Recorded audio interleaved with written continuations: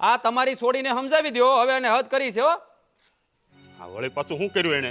વળી પાછું શું કર્યું એમ? હા મેં તમને ફરિયાદ કરી કે નહીં તમારી છોડીની? હા. એટલે પાછો અશોકને ગામમાં રોક્યો અને એને ઝાપટ મારી અને એના ભાઈબંધની ઝાપટ મારી. આ જુઓ તમે ગામના મુખી જરૂર છો પણ ગામ ધણી નથી. હે અમારા ઘરના માલિક તમે નથી અને તમારી છોડી નથી એટલે એને સમજાવી દેજો મહેરબાની કરી કે આવું કરવાનું રહેવા દે. આ સારું નથી લાગતું. અરે પણ રાજ તું શું વાત કરે છે? આ હા હા શું જ કહું છું જે કહું છું એ ખોટું નથી કહેતો કાંઈ. આ તમારી છોડી આખા ગામમાં ફાટી ફરે છે. હું એના બાપની જાગીર છે આ બધી.